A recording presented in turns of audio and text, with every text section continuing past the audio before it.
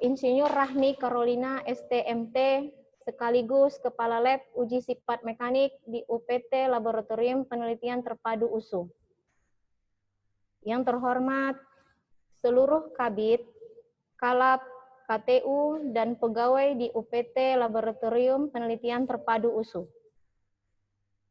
Dan yang kami banggakan, seluruh peserta webinar pengujian material menggunakan UTM pada pagi hari ini.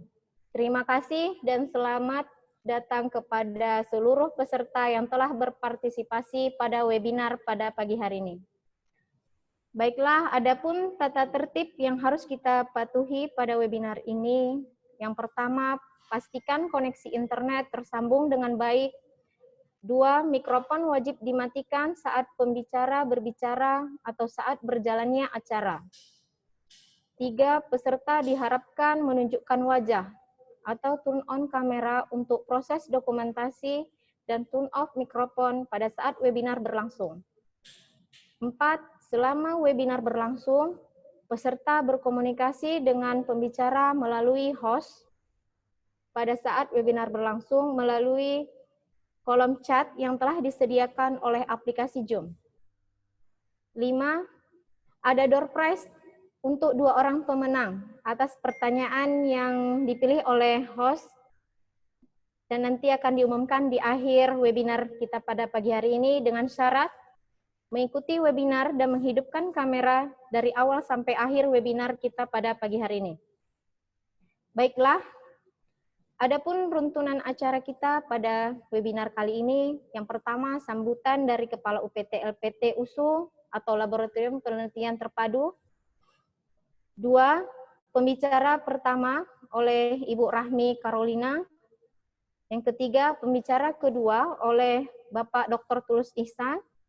Yang keempat, demonstrasi alat oleh Bapak Fatur Rahman. Baiklah, agar kita mendapatkan keberkahan dalam webinar ini, marilah kita berdoa menurut keyakinan dan kepercayaan kita masing-masing. Berdoa dimulai.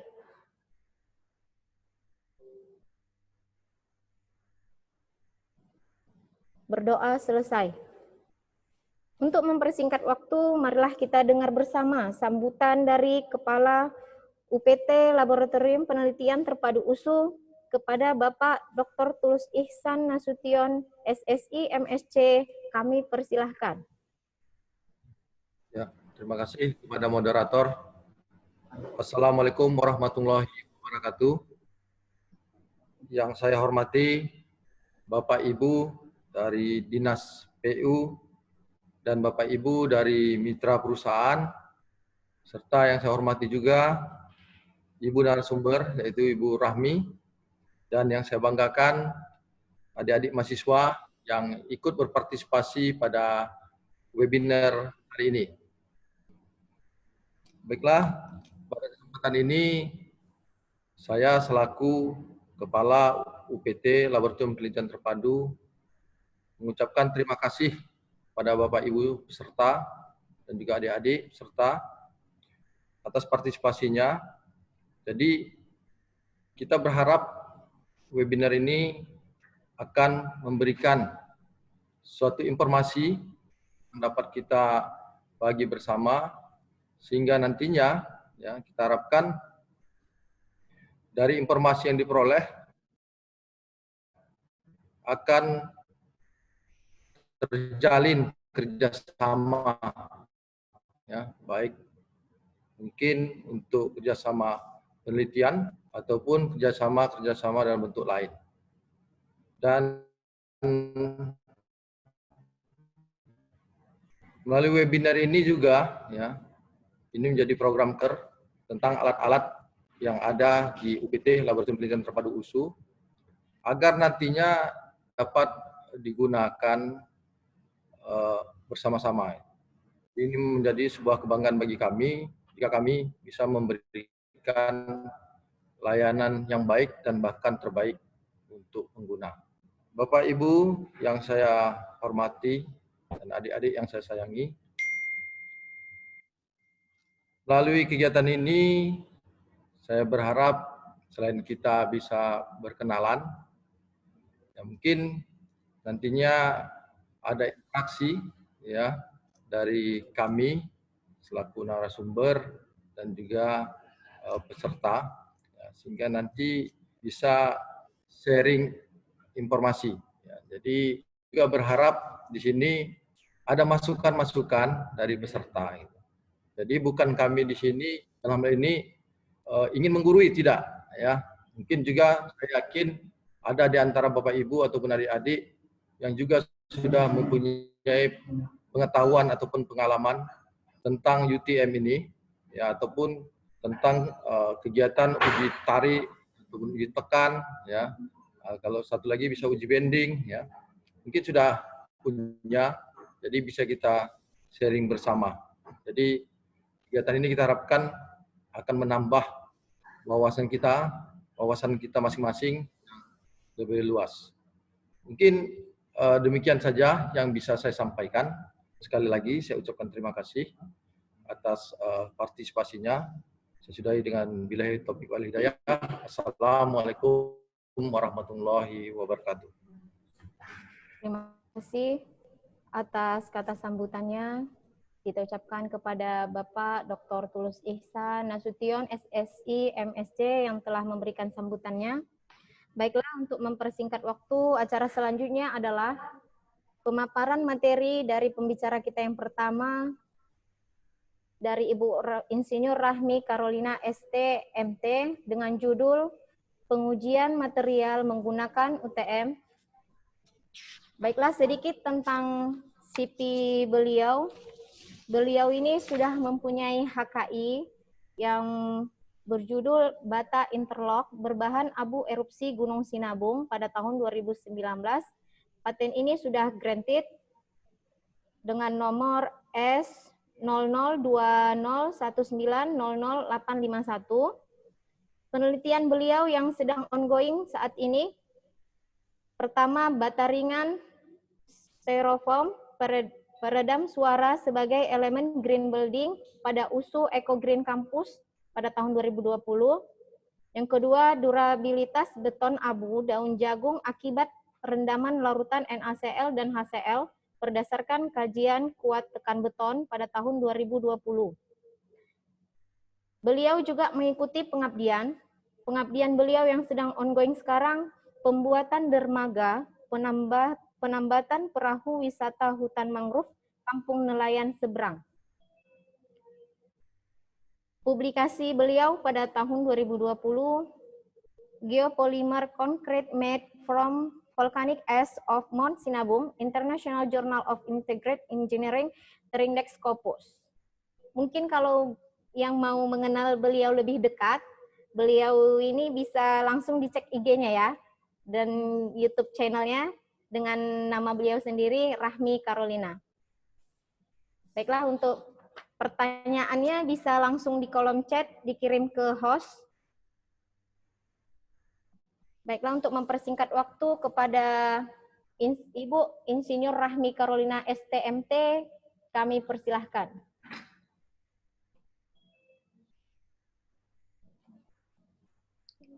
Terima kasih banyak Ibu Ilva. Ibu Ilva sendiri adalah laboran di lab terpadu kita.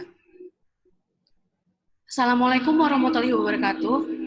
Sambil kita menunggu share screen, saya mau mengucapkan terima kasih banyak pertama sekali kepada Bapak Ketua UPT yang telah memberikan kesempatan kepada saya untuk memberikan sharing knowledge pada hari ini tentang bagaimana pengujian sifat mekanik. Di UPT ini sendiri ada 6 kepala lab, dan mungkin adik-adik dan Bapak Ibu semua bisa menantikan webinar series kedua dan ketiga tentang lab-lab lain apa yang ada di dalam UPT ini.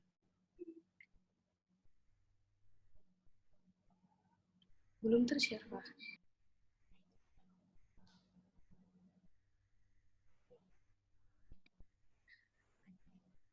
Baik, saya akan mulai.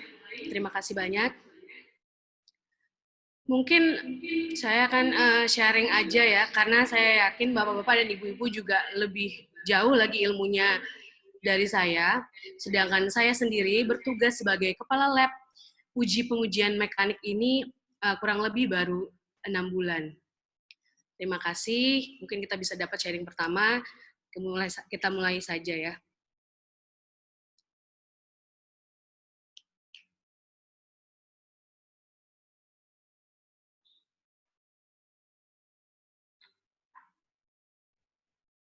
Next. Ini adalah pengujian UTM.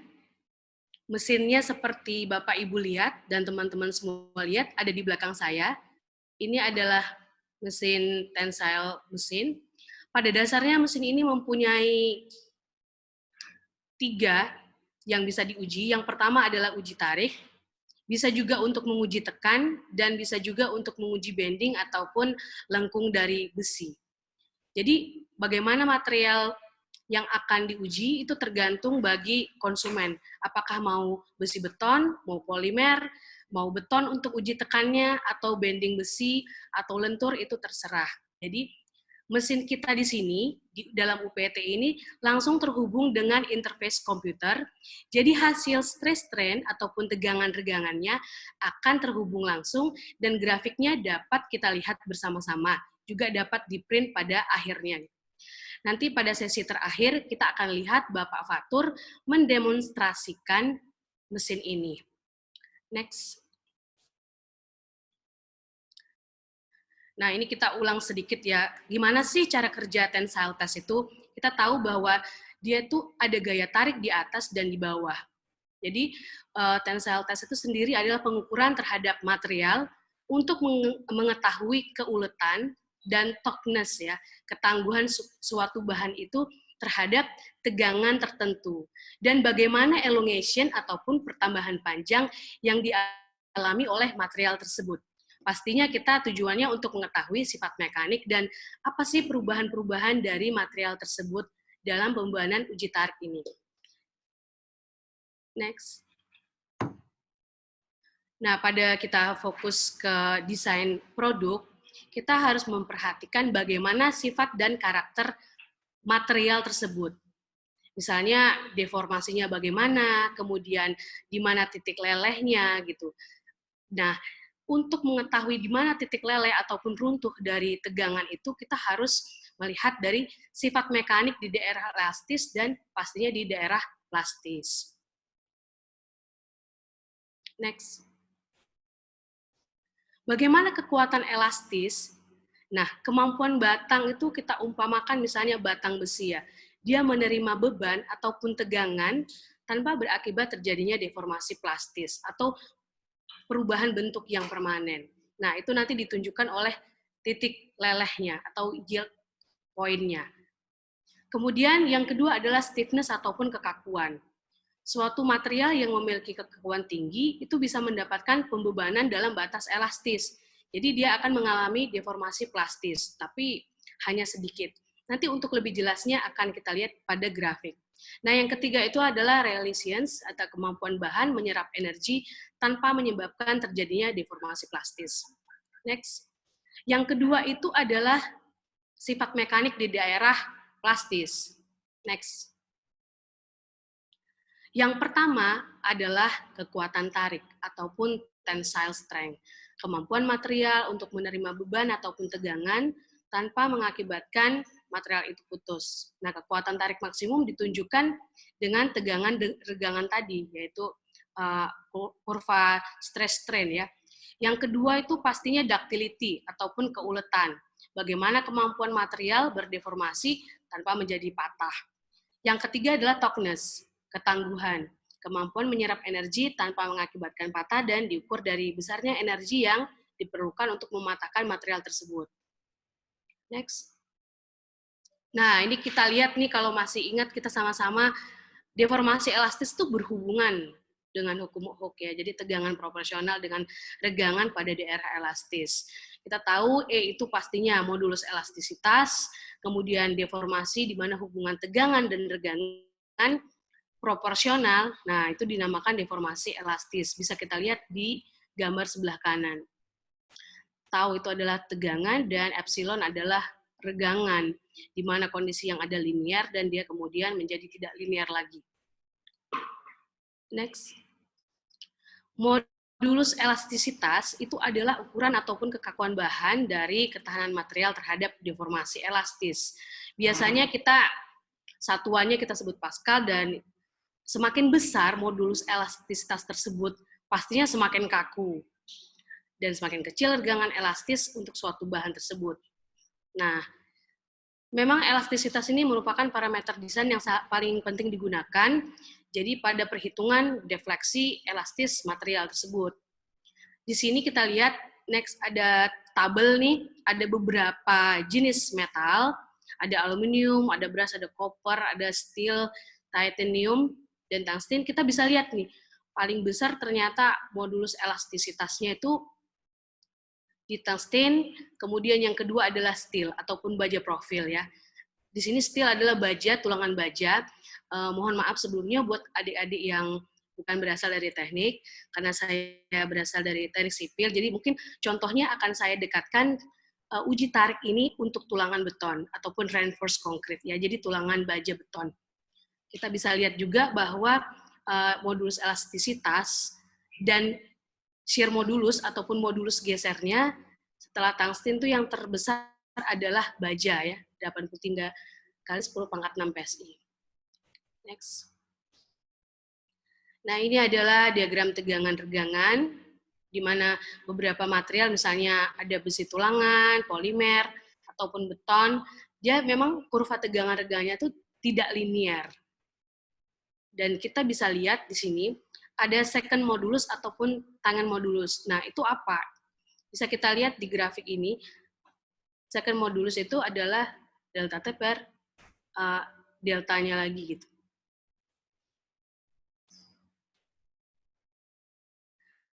Yang pasti elastisitas logam itu lebih rendah dari elastisitasnya keramik. Nah, namun lebih tinggi dari polimer ya. Itu pasti ada grafiknya, ada tabelnya juga. Dan modulus elastisitas ini berhubungan erat juga dengan temperatur. Jadi pada logam semakin tinggi temperatur, semakin rendah modulus elastisitasnya. Kita lihat. Ini adalah deformasi plastik. Jadi deformasi plastis yang sudah kita utarakan di awal, kita bisa lihat diagram tegangan regangannya, di mana titik P itu adalah titik di mana garis pada kurva tegangan regangan itu mulai tidak linear. Jadi ketika pembebanan naik, misalnya dalam pengujian, batang besi itu kan diletakkan di mesin UTM. Kemudian pada saat uji tarik, kita kan mau lihat bagaimana dia titik P pertama sampai dia leleh. Nah, seiring pembebanan, ternyata kurva itu menjadi tidak linear lagi. Nah, titik P itulah kadang-kadang kita nggak tahu kan kalau pakai mesin biasa ataupun mesin UTM yang tidak terhubung dengan interface komputer, itu kita nggak tahu di mana P-nya, di mana first crack-nya, itu tidak akan nampak. Nah, karena di UPT ini, mesin UTM kita terhubung dengan interface komputer, jadi nanti teman-teman semua, Bapak Ibu akan lihat di mana titik P-nya, di mana dia kondisinya tidak linear lagi, nah itu akan tergambar jelas di dalam grafik. Ini adalah kekuatan leleh ataupun yield strength ya. Nah, ini dia kadang-kadang yang P-nya tadi tuh kadang-kadang tuh nggak nampak kalau di mesin biasa. Terus kita sudah tahu biasanya garis linear kalau untuk tulangan baja biasa tegangan regangannya itu ditentukan 0,02. Jadi nilai tegangan yang akan didapatkan dari perpotongan garis yang dibuat tersebut dengan kurva tegangan regangan itulah yang dinamakan daerah lelehnya. Kita bisa lihat di grafik ini. Yang mana pada masa elastis, yang mana dia pada masa plastis. Tentu saja waktu daerah elastis, kurvanya masih linear. Tapi setelah plastis, kondisi kurvanya itu sudah lengkung. Nah, yang ini adalah kekuatan luluh. Nah, kebetulan yang di grafik tegangan regangan ini adalah grafiknya tulangan baja. Jadi kita harus melihat karakteristik ya. Stress strain dari beberapa material itu kan berbeda-beda ya. Beton beda, Ya kan, beton kan tarik terus dia crack, patah, hancur, nggak akan kembali lagi gitu. Nah, ini adalah grafik stress strain-nya tulangan baja. Lain lagi kalau grafik stress strain, tegangan-regangan, tulangan baja udah bersatu dengan beton menjadi reinforced concrete, itu beda lagi. Nah, jadi ini kita bisa lihat ada titik poin yang paling tinggi, ada paling lowernya. Nah, kekuatan luluhnya itu adalah tegangan rata-rata yang berhubungan dengan lower yield point ataupun tegangan yang paling bawah. Ya, next.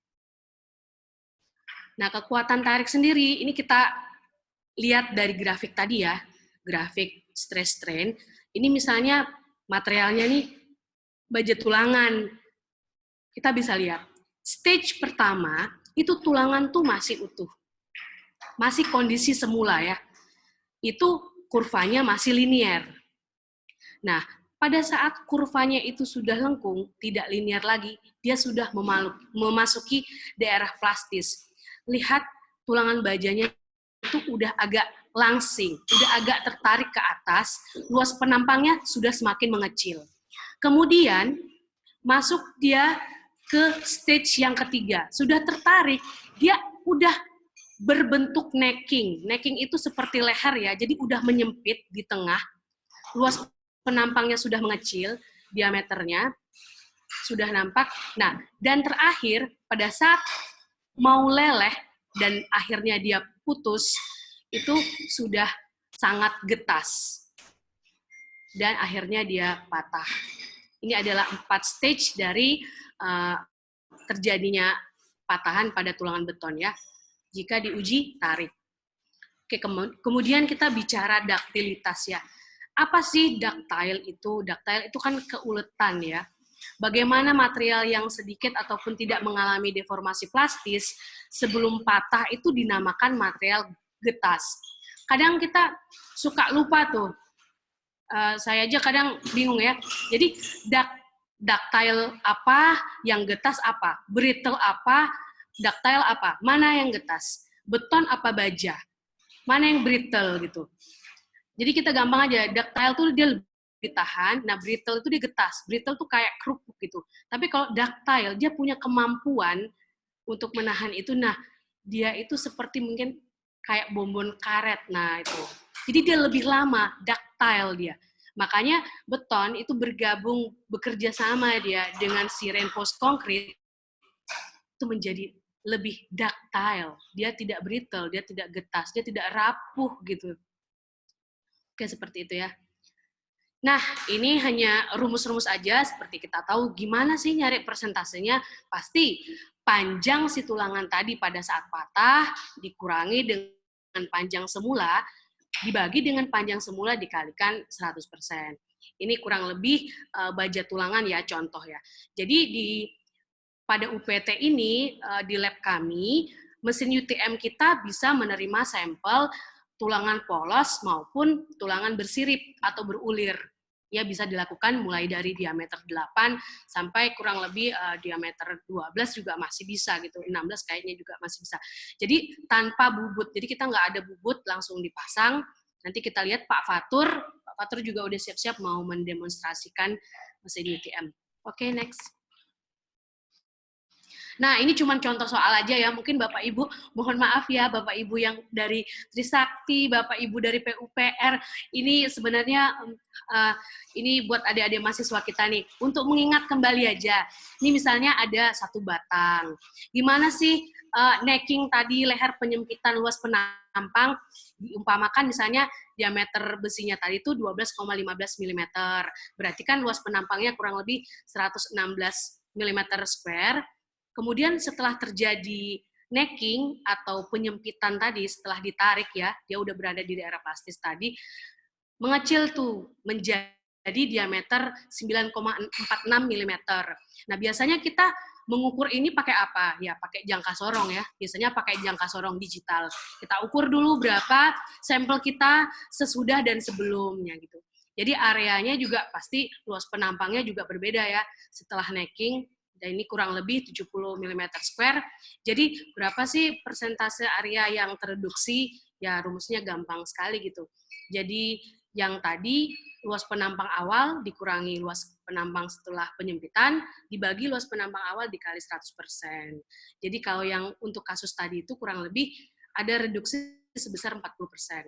Nah ini grafik daktilitas yang seiring ya dengan naiknya temperatur gitu. Ternyata berhubungan juga.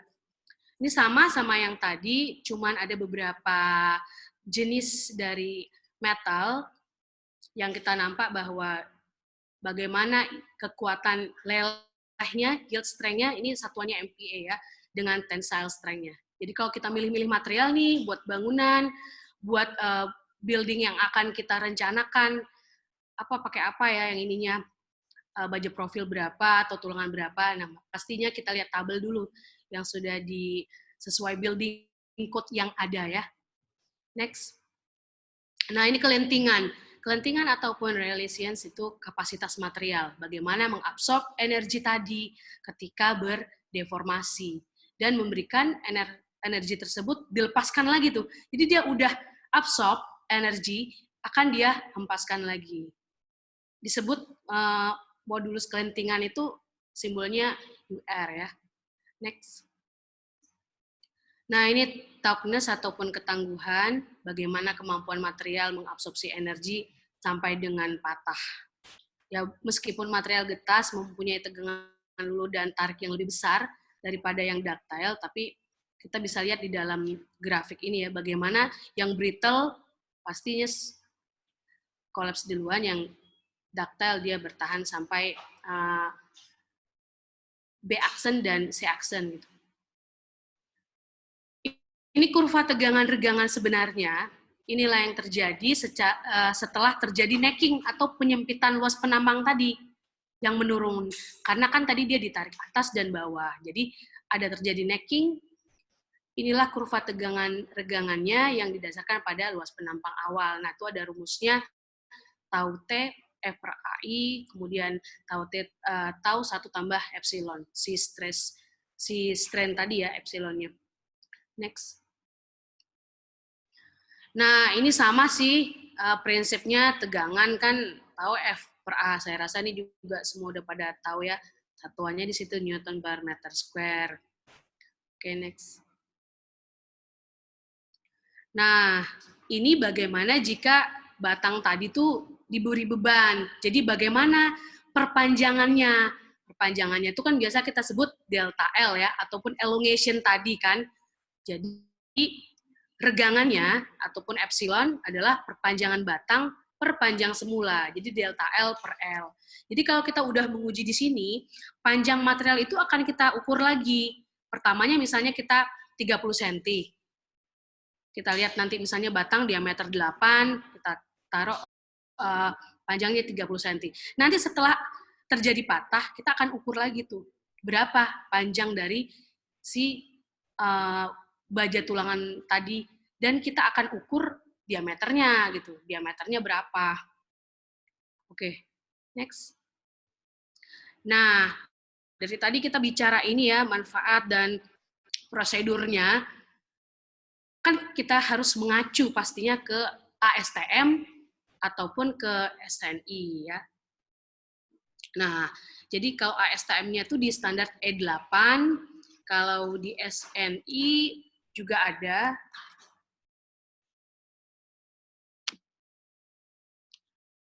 Saya akan ini nih di SNI. Kalau kalian mau ASTM E8 dengan SNI 072529 tahun 91 itu tentang metode pengujian kuat tarik baja beton SNI, kami bisa share. Kami bisa share, tidak masalah. Dapat di-share, nanti kami kasih link Google Drive-nya, mana tahu banyak yang perlu ya. Jadi seperti ini, bagaimana penempatan spesimen di mesin uji UTM. Mohon maaf ya, saya habis baterai, saya ngecas sebentar.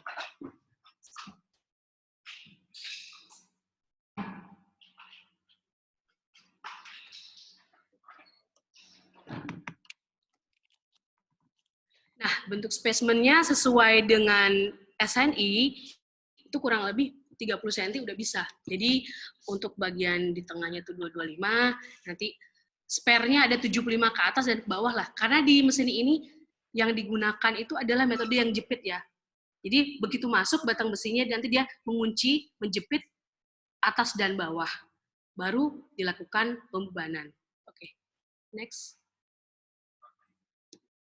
Nah, data uji tarik ini pastinya seperti yang kita katakan tadi, yang paling penting kita ukur dulu diameternya, kemudian kita hitung luas penampangnya, panjang awal pastinya. Nah, setelah itu pasti kita lihat lagi dari mesin itu apa yang didapatkan. Yang didapatkan adalah besar gaya. Ada gaya maksimum, ultimate-nya berapa, nanti itu akan nampak, akan keluar pada grafik. Kemudian bagaimana besar perubahan panjang yang terjadi ataupun delta L. Kurang lebih seperti ini. Ini saya capture aja.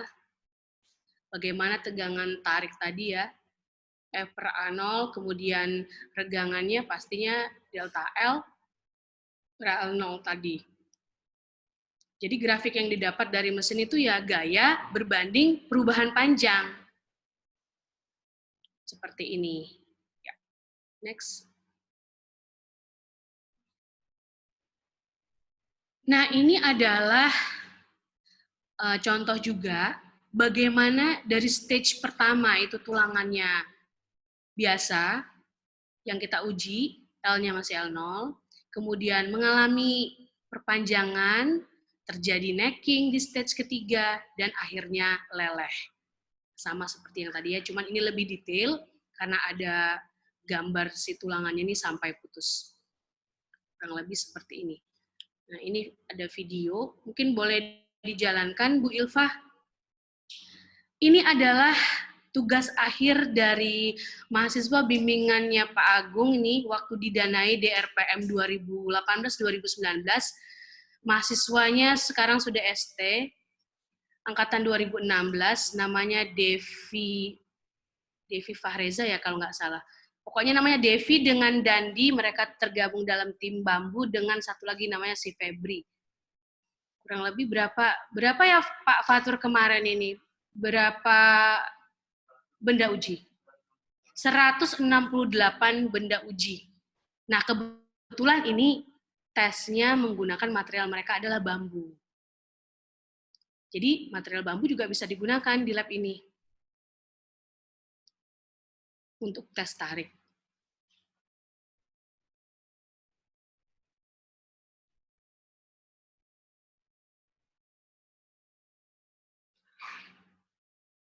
Mungkin ada next video lagi ya, ini cuman ilustrasi aja, dokumentasi waktu tugas akhirnya Devi. Ini kayaknya semua udah pada tahu lah ya rumusnya, epsilon tahu per E pastinya. Nah ini boleh Bu Ilva coba di play video yang tadi Bu. Bisa nggak Bu? Oke. Nah, Bapak-Bapak dan Ibu-Ibu, sebelum nanti kita di akhir acara memang ada demonstrasi alat, ini hanya selintas aja dokumentasi dari tugas akhir Devi, Dandi, dan Febri ya, waktu yang tegangan bambu tadi itu. Nah, sebelah kanan itu yang 5,7, 7,58, itu adalah second, itu ada time ya, waktu ya. Detiknya berjalan seiring waktu. Nah, yang 8,3, 8,4 itu adalah pembebanan, itu gaya. Di sini satuannya Newton. Jadi pembebanannya naik, seiring grafiknya naik kan. Nah, itu kan kita udah lihat kan grafiknya tadi yang awalnya dia linear, kemudian dia ada titik di sini batas proporsional dan menjadi kondisinya plastis ya. Next. Nah, ini dia nih. Kenapa sih ada 0,02 tadi nih? Ya, itu 0,2% tuh offset yield strength. Karena itu memang sudah diidealisasikan ya, deformasi plastis. Makanya ditentukan mulai dari 0,2%. Gitu. Ini kalian juga bisa lihat dari ASTM juga jelas di sana dikatakan seperti itu tuh. Tadi hanya contoh aja ya, hasil uji tarik ya pastinya lah batangnya udah putus ya menjadi 2. Ya, terima kasih banyak kepada Bapak Ibu yang udah stay, adik-adik semua, mahasiswa UINSU, dari Medan Area, dari Trisakti. Terima kasih banyak atensinya dalam masa pandemik ini masih semangat mengikuti dan mencari ilmu. Terima kasih banyak, saya tutup. Assalamualaikum warahmatullahi wabarakatuh. Saya kembalikan kepada Ibu Ilva sebagai moderator. Ya, terima kasih atas pemaparan materi yang cukup jelas ya untuk kita semua dari Ibu Rahmi Carolina. Mungkin ada beberapa pertanyaan yang sudah dipilih oleh host. Untuk pertanyaan yang pertama, Ayu Rahmanuca. Selamat siang, Bu. Saya Ayu Rahmanuca dari UNUD. Saya ingin bertanya, apa sih UTM secara lengkap itu? Apakah UTM itu digunakan untuk material saja? Dan selain UTM, alat apa lagi yang digunakan untuk material? Terima kasih. Mungkin bisa langsung dijawab oleh Ibu Rahmi ya. Kepada Ibu Rahmi, kami persilahkan.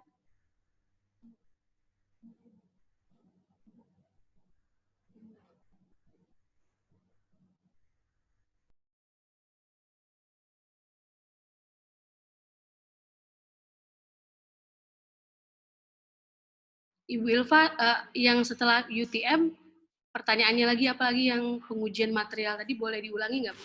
Oh, baik Bu. Apa sih UTM secara lengkap itu?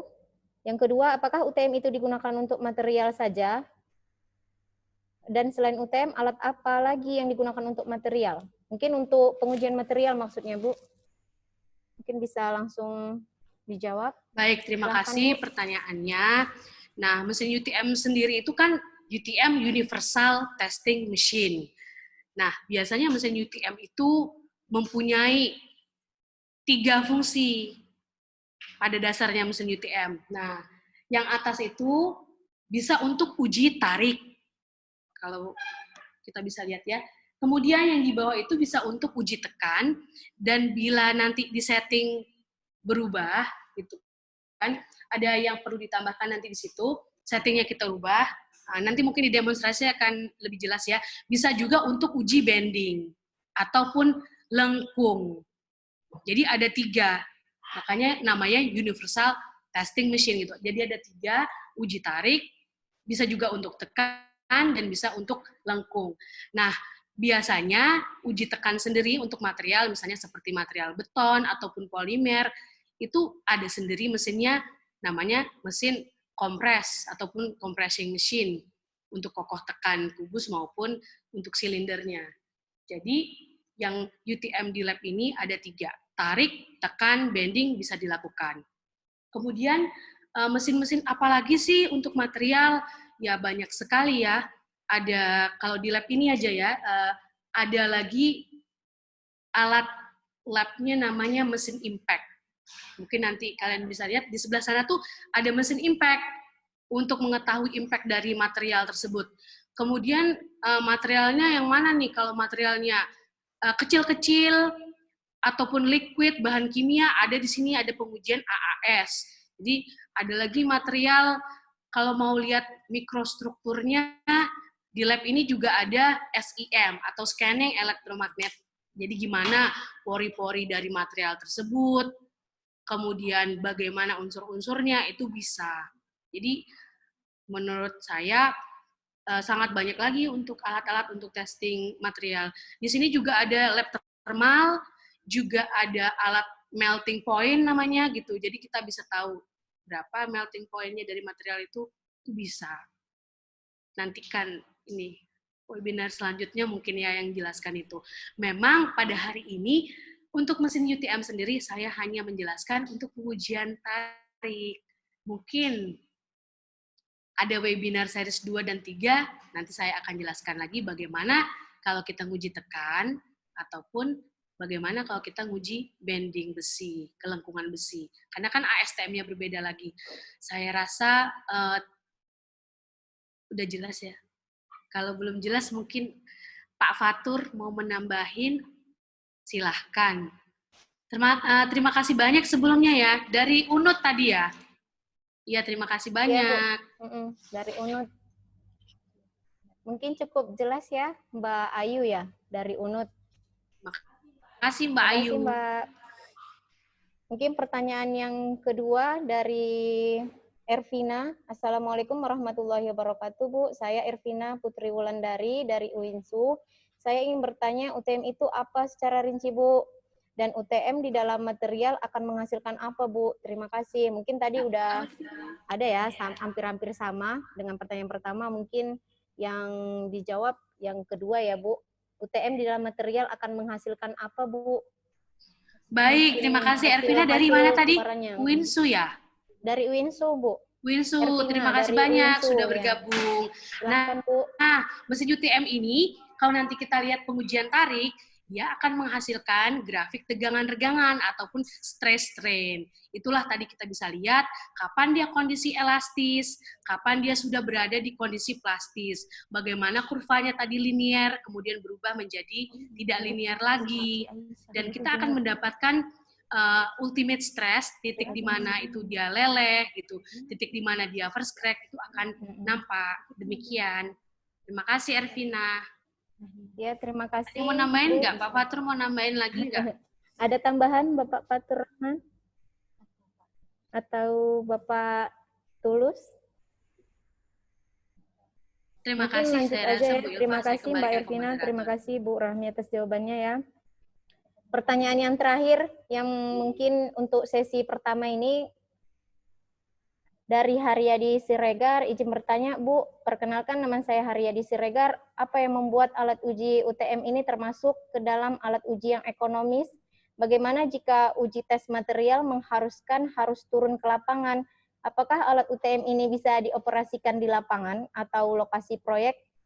Terima kasih Bu. Mungkin bisa langsung dijawab ya Bu. Mungkin alatnya mau dibawa ke proyek, mungkin Bu diangkat berat-berat. Terima kasih banyak. Ya, dengan siapa tadi ya? Dari Haryadi Siregar, Bu. Haryadi Siregar. Ya, Bu, tapi nggak tahu dari... Oke, baik. Terima kasih. Jadi... Nggak ada disebutin. Terima kasih Haryadi Siregar pertanyaannya. Seperti nampak di belakang saya ya, ini kan mesin UTM-nya. Kemudian terhubung ada panel, kelistrikannya, dan interface komputer. Nah, kalau saya arahin lagi nih ke bawah nih. Nah, di bawah itu tuh ada pondasinya. Karena mesinnya ini berat dan besar, heavy machine, dia pondasinya tuh harus kuat. Karena ketika terjadi pembebanan dan ada tarikan itu tegangan-regangan, pastinya kan ada getaran. Pondasinya aja udah harus kuat. Jadi, bisa dikatakan alat ini tidak bisa dibawa-bawa ke lapangan ataupun sampai saat ini setahu saya belum ada alat UTM yang portable, yang handly bisa dibawa kemana-mana terus buka gitu. Itu tidak bisa dilakukan. Nah, bagaimana jika di lapangan ingin menguji kekuatan tarik? Pastinya jika suatu gedung ataupun misalnya kita contohnya sebuah apartemen atau terakhir apa ya, Podomoro ya, yang lagi hits aja di Medan. Teman-teman dari Podomoro tuh kan biasanya bawa sampel. Jadi besi yang dipakai misalnya ya, untuk tulangan balok, diameternya berapa? Misalnya tulangan platnya diameter berapa? Jadi diameter 12K ulirnya atau diameter 10, itu batangnya udah dibawa, dipotong-potong, di-cutting dulu, kemudian dibawa ke lab pengujian. Begitu. Jadi alatnya sampai saat ini ya memang belum bisa portable. Jika ada kewajiban untuk kita pengetesan itu, semuanya besinya dibawa ke laboratorium. Demikian. Ya, terima kasih Haryadi pertanyaannya. Terima kasih Bu Rahmi. Mungkin Bang Haryadi udah cukup jelas ya. Mungkin pertanyaan-pertanyaan yang belum bisa kami jawab, nanti akan kami jawab, kami kirimkan ke email masing-masing.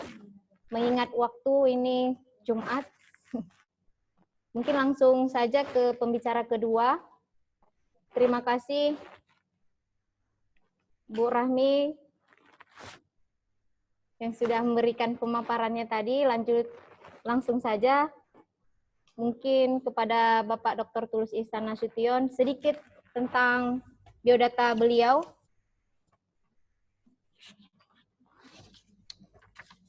Beliau adalah salah satu staf pengajar di Prodi Fisika FMIPA USU dan saat ini menjabat sebagai Kepala UPT Laboratorium Penelitian Terpadu di USU. Latar belakang pendidikan beliau adalah S1 Fisika Instrumentasi dari USU, dan S2-nya dari Applied Physics dari Universiti Kebangsaan Malaysia, dan S3 beliau dari University Science Malaysia, Material Elektronik. Keahlian beliau adalah di bidang sensor dan material for energy, dan beliau ini telah memiliki 30 invensi yang sudah dipatenkan sehingga membawa beliau terpilih menjadi inovator paling produktif tingkat nasional tahun 2019 dan memperoleh Sinta Award dari Menteri Riset dan Teknologi. Penelitian beliau yang sedang ongoing sekarang adalah pengembangan membran separator pada elektrolizer air untuk produksi gas hidrogen dan pengembangan komposter pintar tenaga surya berbasis IoT. Mungkin itu ya sekilas tentang riwayat pendidikan dan penelitian Dr. Tulus Ihsan. Mungkin langsung saja pemaparan materi dari Bapak Dr. Tulus Ihsan Nasution, SSI, MSc. Kepada Bapak kami persilahkan.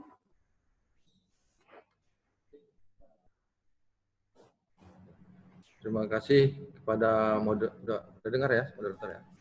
Terima kasih kepada moderator.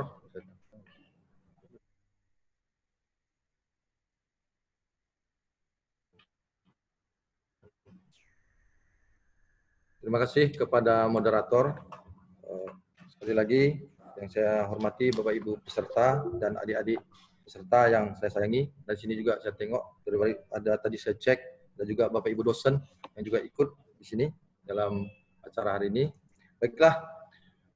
Jadi materi saya ini hanya materi pelengkap Bapak Ibu. Jadi melengkapi materinya Bu Rahmi. Kalau utamanya itu Bu Rahmi gitu ya. Saya ini pembicara pendukung saja. Nah, itu. Jadi melengkapi apa yang sudah disampaikan Bu Rahmi tadi sudah cukup jelas, sudah cukup banyak. Karena nanti pada intinya kalau mau mengadakan pengujian ya ke Bu Rahmi dan menguji parameter-parameter yang dijelaskan oleh Bu Rahmi tersebut. Gitu. Nah, oke. Jadi di sini saya ingin menambahkan tentang penggunaan load cell ya untuk uji tekan pada UTM sesuai dengan bidang saya di bidang sensor.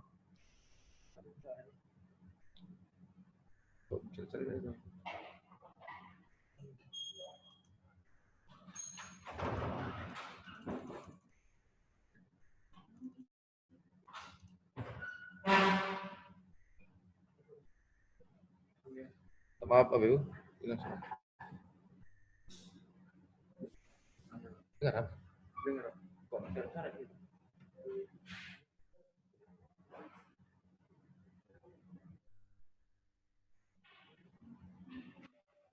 Ya, bisa saya mulai? Ya mohon maaf, tadi ada gangguan teknis sedikit. Jadi saya teruskan saja. Ini tercoret ya?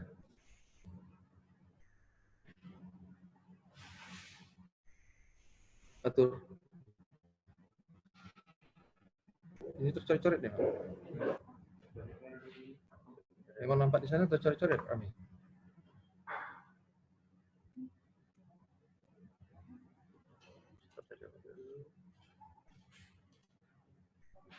Lagi lah.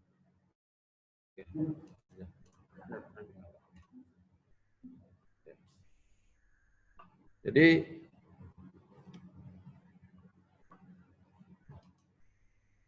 Bapak Ibu kita lihat ya ilustrasi gambar ini. Jadi kalau kita lihat ini adalah proses deformasi suatu benda atau objek. Ya, jadi kalau benda itu mengalami compression, maka benda tersebut akan berubah ya bentuk ataupun ukurannya. Begitu juga kalau mengalami stres ya. Nah, jadi perubahan bentuk atau ukuran benda ini kan disebut dengan deformasi ya. Nah, dalam ilmu material ya, apa yang dimaksud dengan deformasi adalah perubahan bentuk dan ukuran dari satu objek karena pengaruh sebuah gaya yang bekerja ataupun perubahan suhu ya, sehingga ada energi deformasi dalam hal ini ditransfer melalui panas. Ya. Namun untuk kesempatan kali ini kita akan fokus pada pembahasan ya deformasi yang disebabkan adanya pengaruh sebuah gaya. Gitu ya.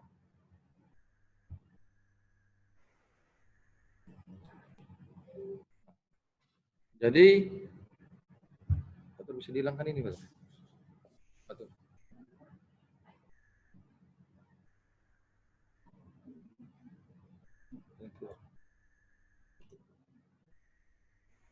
Oke. Jadi apa yang terjadi pada benda yang mengalami deformasi, kan gitu ya. Nah, benda ataupun sebuah objek itu kan disusun oleh partikel-partikel ya, yang jumlahnya bisa jutaan ataupun molekul-molekul. Nah, antar partikel ataupun molekul ini akan saling berikatan. Ketika ya benda ataupun objek tersebut diberikan gaya eksternal, ya, maka ya, gaya antar molekul tersebut akan berusaha melawan gaya eksternal tersebut.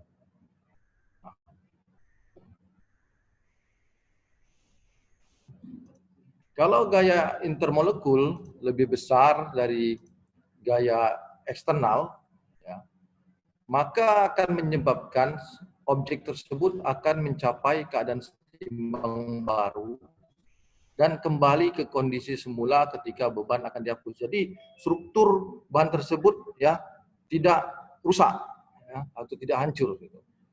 Nah, tetapi kalau gaya antar molekul tersebut lebih kecil dari gaya eksternalnya, maka ya akan menyebabkan deformasi permanen dari objek ataupun bahkan menyebabkan kegagalan strukturalnya.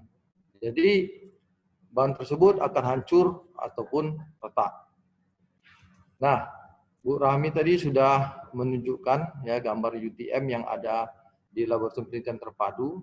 Jadi ternyata ya bagaimana alat ini untuk mengukur ya, kekuatan tarik satu bahan ya, ataupun juga bisa mengukur kekuatan tekan satu bahan itu menggunakan satu alat yang namanya load cell. Ya, jadi load cell ini sebenarnya bekerja ya berdasarkan efek tekanan. Nah, di dalam UTM ini ya di bagian unit yang di tengah ini ya, ini ada kompresor di sini. Ada kompresor. Jadi untuk mengangkat klemper yang di atas ini ya ataupun nanti dia ketika uji tekan misalnya mengangkat base yang di sini, maka kompresor tersebut akan memompa minyak ya. Jadi kalau kita lihat gambar ini ya, ini ada saluran minyak di sini. Nah, jadi dari kompresor di sini di belakang ini dia akan memompa fluida dalam hal ini oil ya masuk ke dalam tabung ini. Jadi dengan memanfaatkan prinsip kerja hidrolik atau hukum Pascal ya, jadi gaya yang kecil ya, kita gunakan bisa mengangkat benda yang berat. Nah, jadi dengan hukum Pascal ini ya, ketika dikompresi fluida masuk ke dalam ini ya ke dalam tabung tadi, maka klemper ini akan terangkat karena ini akan terangkat di sini bagian base ini. Nah, ini akan terangkat ke atas sehingga dia akan mengangkat ini. Nah, yang di tengah ini permanen, ini tidak akan bergerak-gerak. Jadi kalau kita letak sampel ujinya di sini ya, karena ini nanti naik ke atas, yang ini juga didorong ke atas dan ini diam, maka benda tersebut akan tertarik ya. Jadi kalau uji tekan begitu juga, tapi mungkin untuk sesi yang selanjutnya nanti Ibu Rahmi akan sampaikan mengenai uji tekan. Untuk kesempatan kali ini kita uji tarik dulu. Ya. Nah, berapa besar ya kekuatan tarik dari satu bahan? Ya, ini akan dibaca oleh alat yang namanya load cell. Nah, load cell itu ditempatkan di sini di tabung ini. Jadi dia merasakan kalau suatu bahan itu makin kuat, maka dibutuhkan ya kompresi yang kuat masuk ke dalam. Nah, sehingga ya nanti load cell ini akan membaca ya tekanan yang kuat juga. Jadi saya tidak bisa pula menunjukkan posisi load cell yang sebenarnya secara skematik karena sudah saya coba-coba download belum dapat gambarnya. Tapi load cell itu ada di dalam ini. Jadi dari kompresor tadi dipompa satu oli atau fluida ke dalam ini untuk mengangkat ini tadi ya.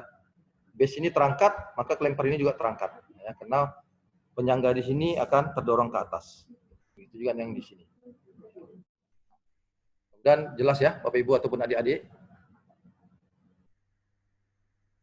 Nah, untuk lebih jelasnya ya secara skematiknya inilah ilustrasi dari load cell tersebut.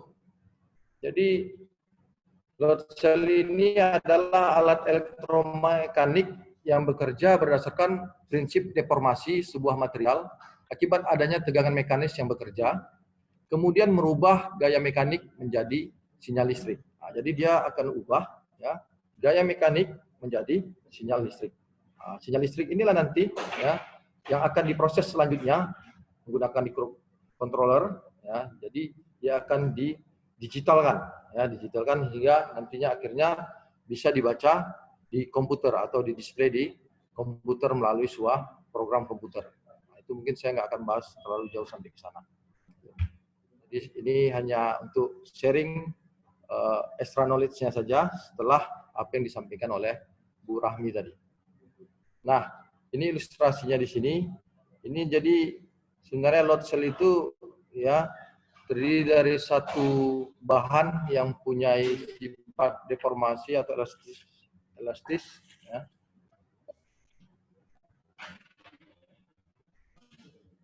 Nah, jadi bahan inilah yang akan mengalami compression ataupun tension ya. Jadi kalau misalnya ditarik ya ini akan melakukan tension, dan kalau ditekan dia compression ya. Jadi kalau kita tarik dia, maka ya bahan load cell ini dia akan mengalami perubahan bentuk ataupun ukuran.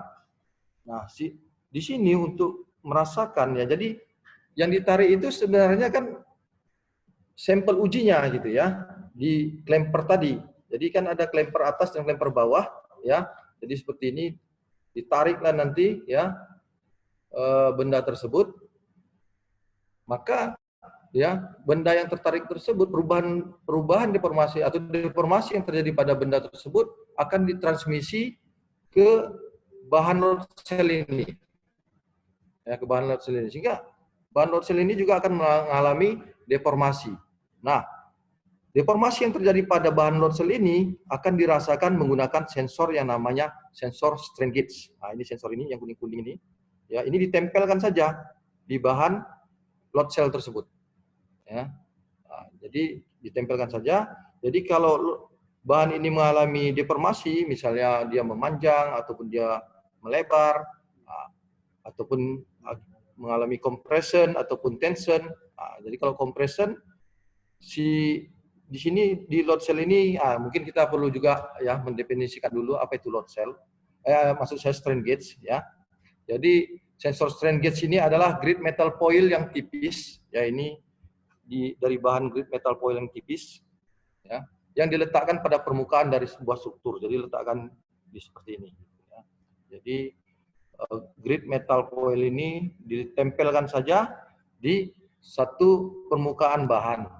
Dan ini bahan load cell ini. Nah, apabila komponen atau struktur dibebani, ya seperti ini, dibebani, ya, terjadi strain, ya, terjadi strain dan ditransmisikan ke foil grid. Jadi perubahan pada bahan ini akan dirasakan oleh sensor ini, ya, dirasakan oleh si grid metal foil ini. Nah, maka akibat perubahan tersebut, ya, tahanan grid metal foil ini, ya, tahanan grid metal foil ini akan berubah, ya, sebanding dengan strain induksi beban tadi. Nah, jadi perubahan resistansi atau tahanan ini, itu yang akan nanti dibaca. Ya. Nah, biasanya menggunakan jembatan Weston saja, ya, dengan jembatan Weston. Jadi ini kalau dalam fisika dasar ini dipelajari, ini saya rasa juga di teknik juga ini dipelajari ya. mengenai jembatan Weston ini dan rumusnya. Jadi kalau ada nanti perubahan resistansi sini, ya di sini ada perubahan resistansi, nanti akan dibaca dengan rumus Rx sama dengan R2 dikali R3 dibagi R1. Biasanya R2 dan R3 ini resistansi tetapan, ya, sedangkan ini biasanya resistansi variabel yang bisa berubah-ubah. Nah, resistansi yang dibaca oleh perubahan resistansi yang dibaca oleh sensor strain gauge ini, ya, ini nanti akan dihubungkan dengan dimensi bahan. Nah, jadi di sini akan bisa kita hitung berapa perubahan panjang ataupun juga perubahan luas dari bahan tersebut. Nah, jadi dia compression atau strain atau tension yang diberikan, tarikan atau tekanan, gitu ya. Nah, jadi ya hubungan antara perubahan resistansi sensor strain gauge itu dengan perubahan ukuran dari satu bahan itu dihubungkan dengan suatu nilai yang disebut dengan faktor gauge. Jadi setiap bahan itu mempunyai nilai faktor gauge yang berbeda-beda. Contohnya metal incompressible, ya, itu faktor gauge-nya itu bernilai 2, sedangkan bahan piezoresistif faktor gauge-nya itu bernilai 30. Jadi nanti dari sini kita bisa menghitung strain-nya, ya, atau regangannya bisa kita hitung. Jadi mula-mula berapa resistansi yang dibaca oleh sensor strain gauge itu akan kita direkod. Kemudian ketika sudah diberikan compression ataupun tension, ya, tekanan ataupun tarikan, maka akan terjadi perubahan resistansi si sensor strain gauge. Ya. Nah, jadi untuk bahan apa nilainya sudah ada, maka bisa dihitung nanti berapa nilai regangannya. Kalau sudah dapat regangan, nanti kita bisa pula konversi ke modulus elastisnya atau modulus Youngnya. Nah, jadi mungkin ini beberapa contoh, ya. Ini beberapa contoh dari tipe-tipe sensor load cell, ya, yang di dalamnya ada terdapat sensor strain gauge.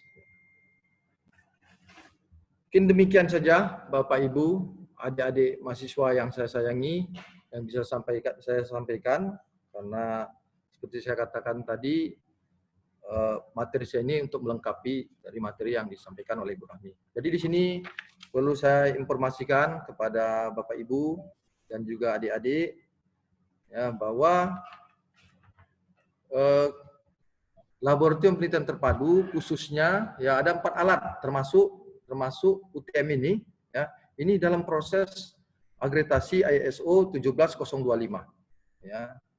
Jadi ini teragregasi, semoga kita harapkan di tahun ini juga akan teragregasi internasional. Jadi dengan adanya agregasi ini akan menambah, ya, menambah kemampuan, ya, lab ini untuk menguji sampel yang Bapak Ibu kirim kemari, ya, atau uji kemari untuk menghasilkan suatu hasil uji yang berkualitas dengan standar yang sudah ditetapkan. Mungkin demikian saja yang bisa saya informasikan. Saya kembalikan ke moderator. Terima kasih.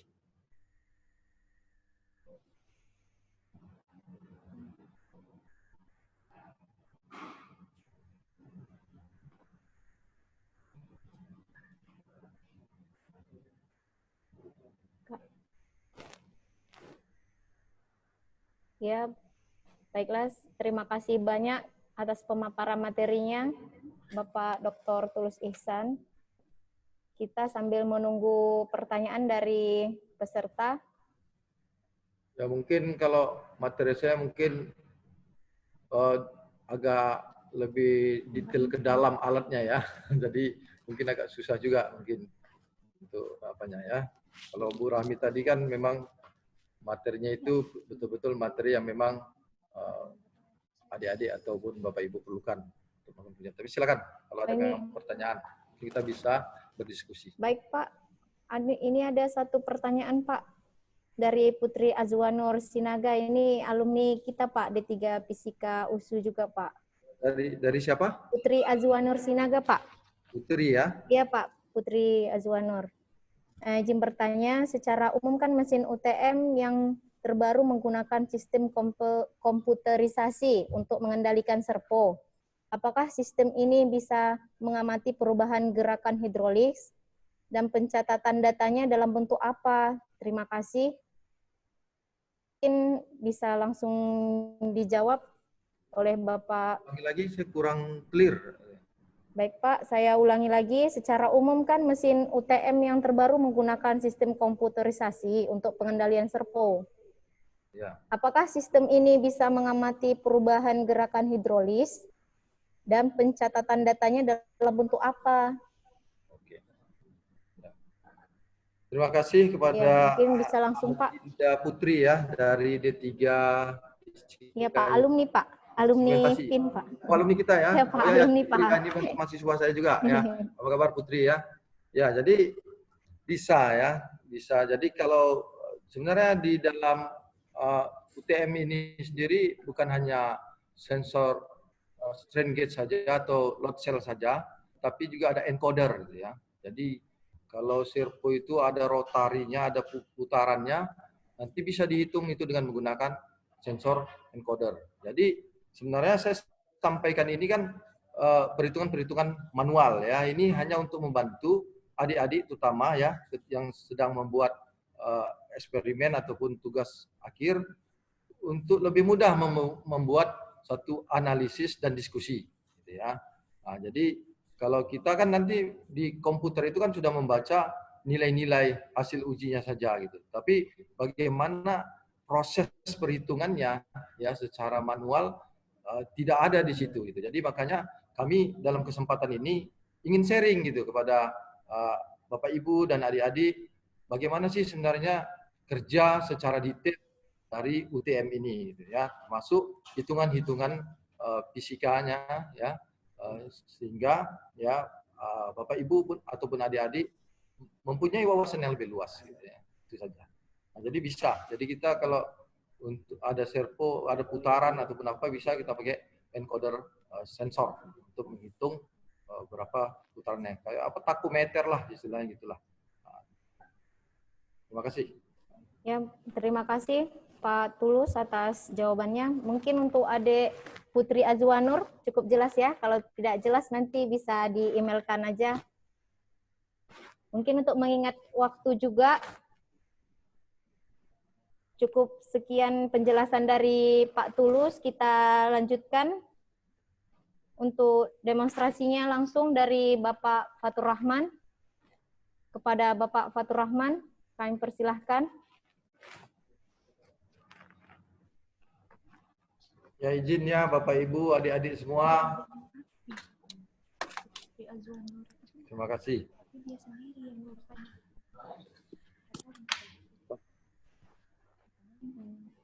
Putri aja satu dapat tadi ya Pak.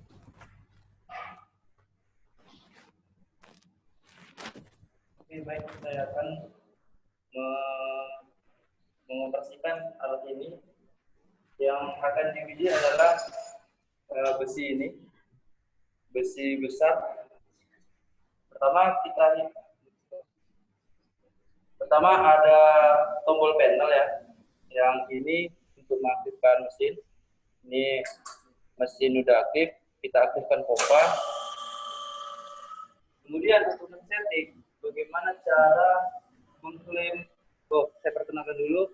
Ini ada klaim atas dan ini bagian klaim bawah. Bagaimana cara mengontrol klaimnya? Ada bagian sini tombol bisa kita setting. Ini buka dan ini tutup. Ini buka, ini bagian ini tutup. Jika ini kurang pas, kita bisa menaik turunkan di bagian kanan. Oke, kita mulai.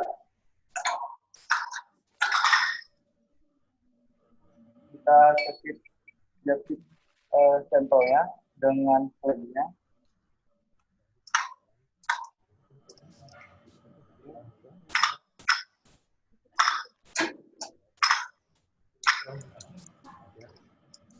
Oke, sudah. Kemudian kita bisa lihat di bagian kenop ya. Bagian kiri ini untuk kembali ke nol, dan ini untuk membuka pompa, membuka aliran fluida hidrolik. Jadi kita lihat di bagian komputer ada softwarenya. Nah, dan ini fitur-fitur softwarenya ya. Jadi yang kita gunakan adalah uji tarik. Jadi untuk memulai uji tarik, kita buka tadi tombol pompa bersamaan dengan tombol start. Jadi, jadi kita startkan. Ini pertamanya kita nolkan dulu ya. Kita startkan, kemudian buka tombol.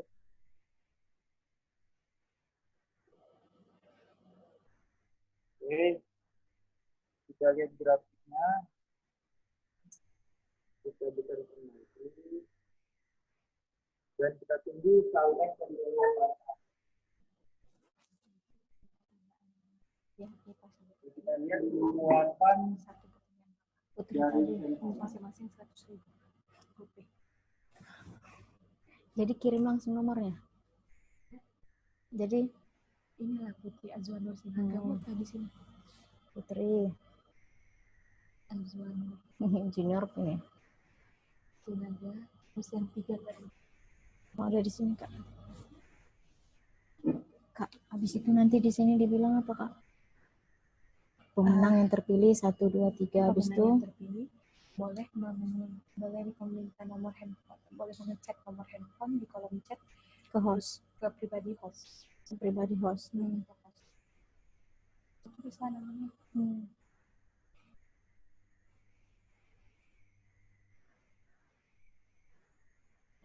On Kak, siapa Kak on?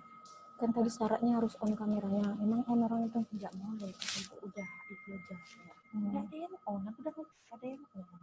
Tapi si Ayu ini on, cuman nggak sampai akhir.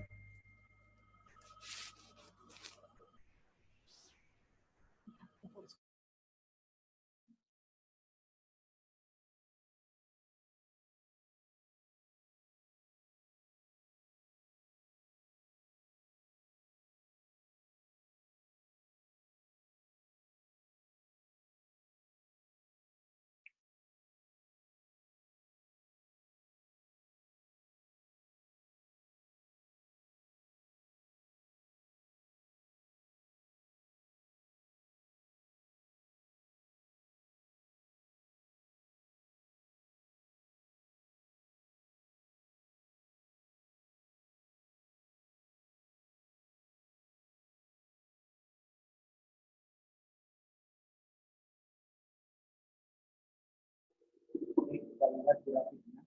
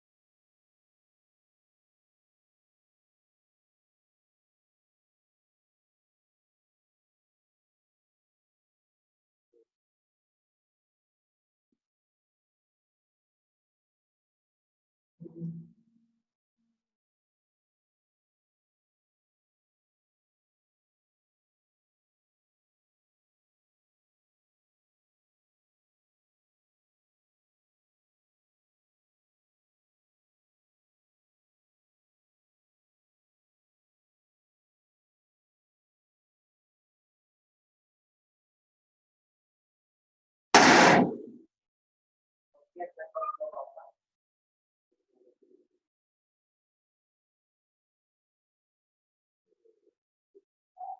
kekuatannya 171 km.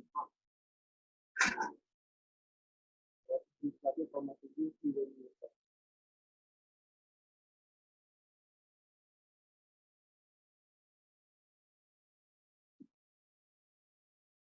Katanya nggak pas di tengah ya.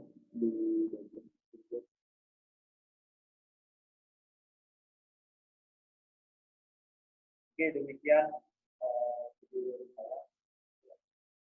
Demo dari saya. Jika ada pertanyaan, kita bisa terima kasih. Assalamualaikum warahmatullahi wabarakatuh. Baiklah, terima kasih banyak kepada Bapak Fatur Rahman yang sudah mendemonstrasikannya, sehingga kita jadi nggak bertanya-tanya ya, udah cukup jelas semuanya. Sesuai janji kami di awal tadi, ada door prize pada webinar kita pagi hari ini. Baiklah, saya akan membacakan pemenang. Ada 4 pemenang ya. Yang pertama atas nama Ayu Rahmanuca dari UNUD. 2, Ervina Putri Wulandari dari UINSU. Yang ketiga, Haryadi Siregar. Yang keempat, Putri Azwanur Sinaga. Oke, selamat bagi pemenang. Selamat bagi pemenang. Masing-masing pemenang akan mendapatkan 100.000 voucher OPPO. Silahkan bagi yang pemenang akan chat langsung ke host. Nomor handphone yang digunakan untuk OPPO ya. Jangan langsung ke host ya, langsung ke host ya. Ya, untuk seluruh peserta, untuk kita mengambil dokumentasinya bisa turn on kamera. Bapak Ibu seluruh peserta Foto untuk masing-masing ya, foto masing-masing. Foto barengan ya. Kameranya untuk foto dokumentasi. Foto bersama. Dengan aba-aba 1 2 3 jempol ya. Semangat. Ini banyak nih mahasiswa Bu Rahmi nih. Oke, saya kasih aba-aba ya. Oke, udah. 1 2 jempol. Belum. Nanti kasih aba-aba ya. Oh iya. Banyak yang belum. Banyak yang belum. Oke, nanti akan dikasih aba-aba dari host. Udah, abang host.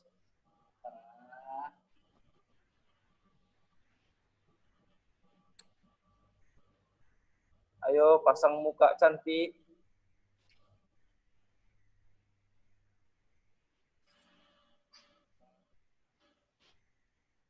Itu ada berapa halaman, Bapak host? 7 halaman ya. Ini entah di mana, muka saya juga bingung. Ya, baik semuanya. Saya bisa bergabung Pak Tulus. Sedang kita start dulu semuanya. Oke. Ya, bisa bergabung. Oke, baik. Semuanya. Ibu Rahmi, Pak Tulus. Semua jempolnya. Siap ya? Gabung Pak. Jempolnya. 1 2 Bang, tunggu Bang. Ya, bisa bergabung. Pak Tulus, Bu Rahmi. Baik. Jempolnya.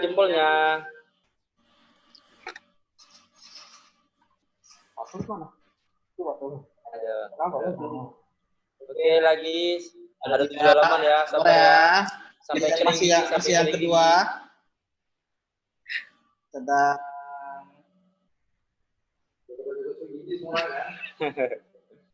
Oke, sabar, masih Lola. Halaman ketiga. Halaman ketiga ya. Halaman ketiga. Ada Pak Tulus, ya kan? Tiga. Ada ya. Ini Bu. Halaman kosong. Oke, halaman keempat. Halaman keempat. Banyak ya. Saya akan dihubungin via email jika ada webinar selanjutnya. Baiklah, Wah, untuk ada sertifikat Fadel. di Sebentar emailkan ya. Di PUPR. positif 3 ya ke email Kasih masing-masing. yang keempat. Kabar Pak Fadel. Banyak juga di PUPR. Oke, yang kelima. Halaman kelima. Banyak ya, Kak. Oke. Halaman keenam. Carlos, ada Pak Carlos. Dan halaman Kita sudah bisa saling Akhir. sapa menyapa. Ada Pak Erik. Pak Erik PUPR juga ya. Pak Erik mengatur. Bentar ya, belum bisa. Bentar ya. Tapi belum tibalah salam penutup. Pak Erik, Pak Fadil, Pak Firmansyah, Pak Oki Putra. Terakhir. Ada Ibu Ade. Ibu Ade masih di PP ya. Di Sulawesi ya Bu ya. Sudah. Bentar. Udah? Sekali lagi kita setel. Mana yang kira-kira belum ada wajahnya? Masa diberi kesempatan sekali lagi. Ya, kebanyakan Jempol.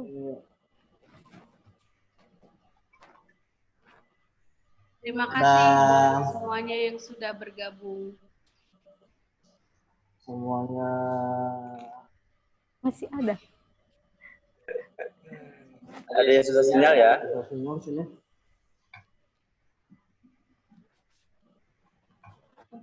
Dan selanjutnya semoga sinyalnya sudah bagus ya Pak, Ibu. Oke, baik semuanya sudah bisa diturunkan jempolnya. Ya, terima Semua kasih direkam. banyak. Untuk semua Terima ya. kasih banyak untuk seluruh peserta yang sudah bergabung dan mengikuti dari awal sampai selesai. Tibalah kita di penghujung webinar kita pada hari ini. Semoga kita semua mendapatkan ilmu yang bermanfaat dari webinar ini. Amin. Kami seluruh panitia mohon maaf atas adanya salah kata ataupun kesalahan teknis yang kurang nyaman. Semoga kita semua selalu dalam keadaan sehat walaupun di tengah pandemik ini. Amin. Sekali lagi saya ucapkan terima kasih kepada seluruh peserta dan seluruh narasumber dan seluruh panitia yang sudah berpartisipasi. Saya akhiri dengan salam. Assalamualaikum warahmatullahi wabarakatuh. Waalaikumsalam. Terima kasih semuanya ya, khususnya Bapak-Bapak dan Ibu-Ibu dari PUPR dan PP. Sampai ketemu Sampai jumpa lagi di webinar.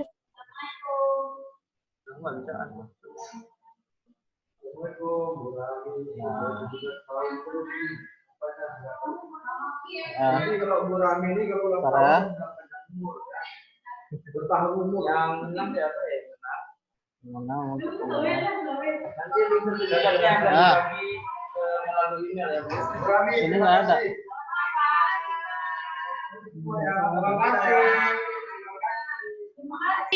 Terima kasih semuanya, terima kasih. Sampai jumpa lagi. Nah, Bapak-bapak, Ibu-ibu, Pak Fadel, untuk Ibu Ade, pemenang PP. surprise Kita buat lagi buat sipil kita nih.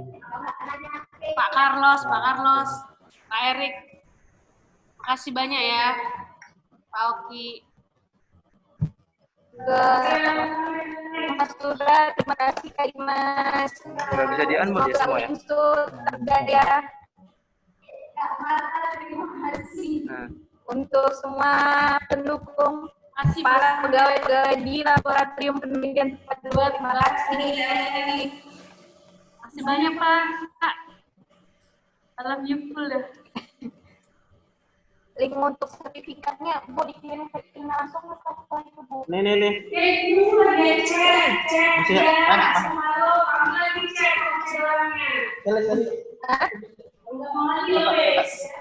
Yang tadi di chat aja di chat.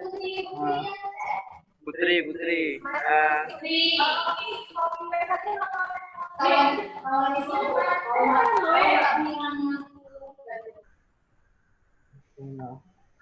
Arsip lagi Arvina. Apa orang? Udah Bentar, nomor bentar. HP-nya. Bentar. Nomor HP-nya. Si Haryadi, Enggak bisa Ayu di-copy. Herina sama si Arvina. Ervina. Enggak bisa di-copy. Enggak bisa di-paste. Loh. Catat aja. Enggak bisa noh. Ini pulpen. Siapa? 0853 Ini pulpen. Handphone gua.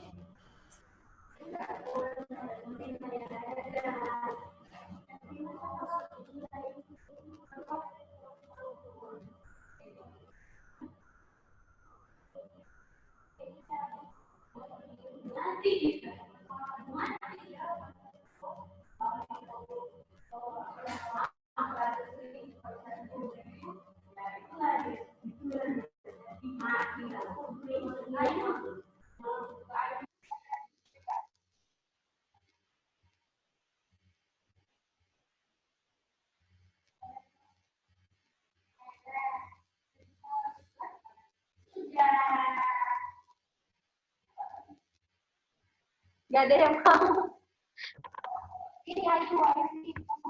Oh ada.